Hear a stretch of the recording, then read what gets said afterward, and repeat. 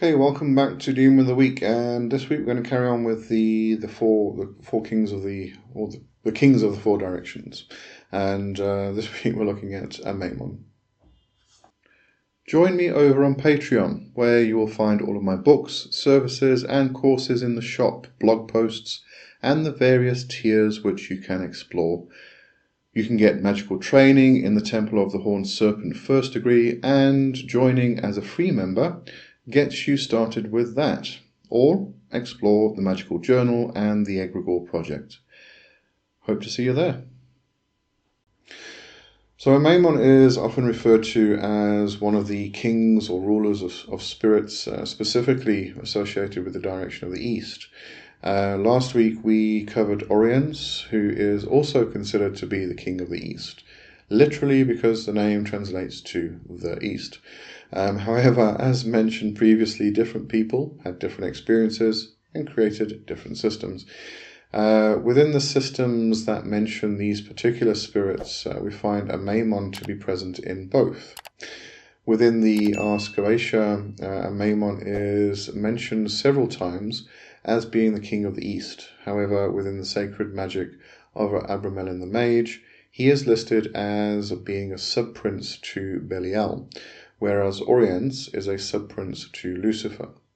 So if we are to place Lucifer in the Eastern Quarter and take the translation of the name as being the keys, then Oriens in that system is certainly in the East. So Amaymon is under the rule of the Prince Belial within this context, and the other two princes are Leviathan, ruling Paimon, and Satan, ruling Egin or Araton, who we'll have a look at next week.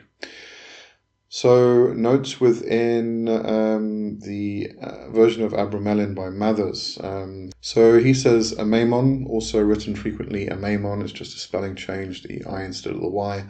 Perhaps from the Greek word maimon, present particle of maimau, I think, and a as an enforcing particle. Hence, Amaymon would mean terrible violence and vehemence.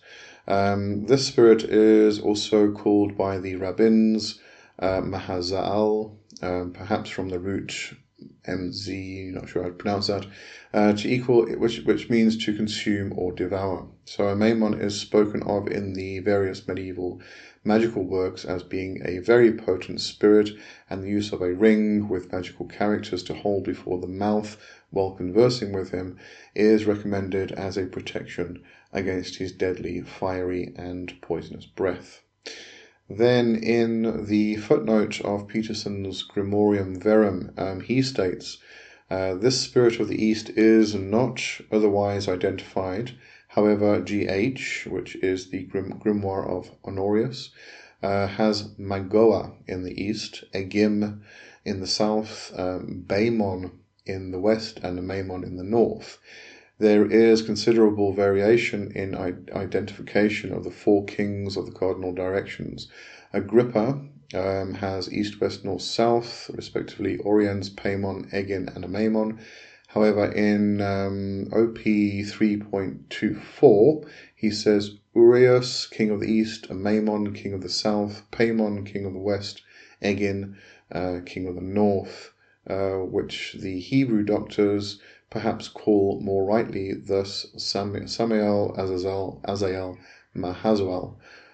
And then it goes into a whole load of very confusing references. MC, can't remember what MC is, do apologize for that, but he continues with MC has Baal, Moimon, Poimon, and Egin as Asmodel in the east, Amaymon in the south, Paimon in the west, and Agim in the north. Oriens, Paimon, Egin, and Amaymon, or Amodio, king of the east, Paimon, king of the west, Aegion, king of the north, and Amaymon. So you can see that there's a lot of variation and a lot of confusion with this particular thing.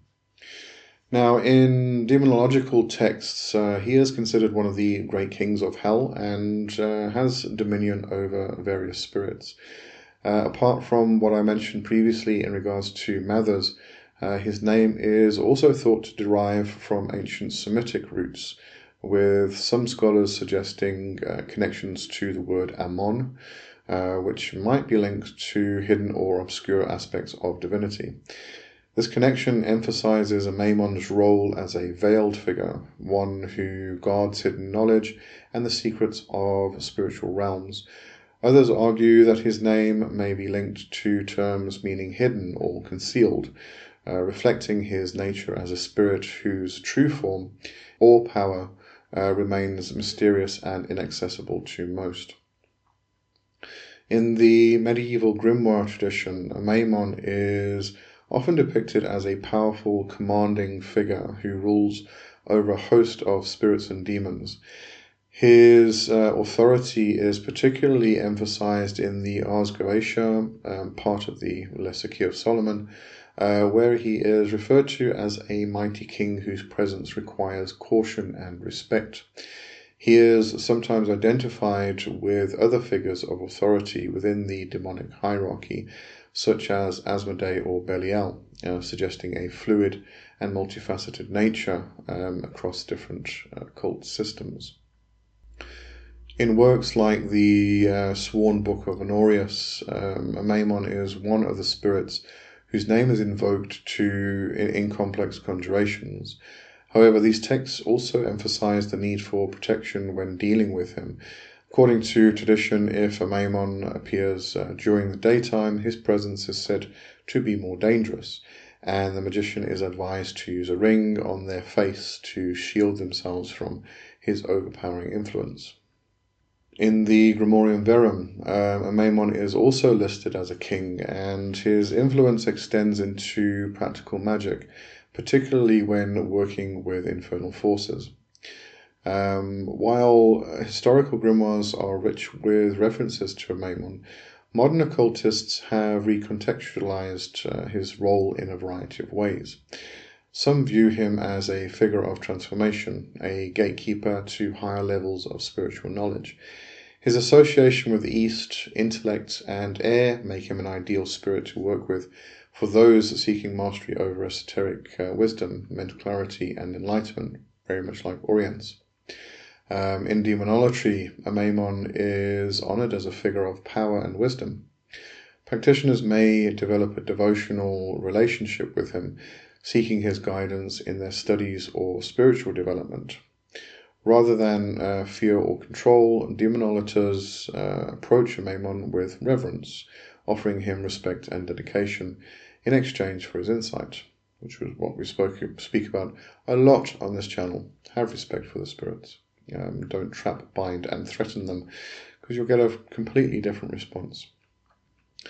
So some practitioners incorporate him into their workings as a ruler of spiritual forces related to the East, sometimes viewing him as a counterpart to more traditionally or angelic figures who preside over the same cardinal point.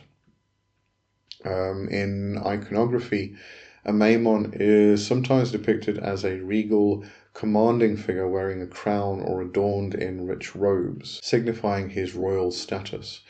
Other depictions are more abstract, focusing on his ethereal nature as a spirit of the air, with swirling winds or translucent forms surrounding him. In either case, his presence is often felt as a mixture of authority and mystery. Theodore Rose, in his book Lucifer and the Hidden Demons, states the following. You work with Amaymon to emerge from a crisis unharmed, and explains, when a crisis is at hand, you may think it will be difficult to find the time to perform magic, but as you become familiar with the demons, you will find that in times of crisis their support brings great warmth and comfort. This power means that no matter how the crisis unfolds, and this may be personal, financial, on any scale, you will emerge from it as a whole and strong person, able to recover and re-establish your life. All right, so that's Amaymon, kind of discussion from both perspectives of him, being found in the Ars Goetia of the spirit or king of the East, and also in relation to him being found in the book of Abramelin. So have a look in both context there and see which direction you prefer to go in terms of that. Okay, and that's it for this week. So next week we're going to wrap up these specific four kings with Aegon, and yeah, well, I'll see you then. Cheers for now. Bye bye.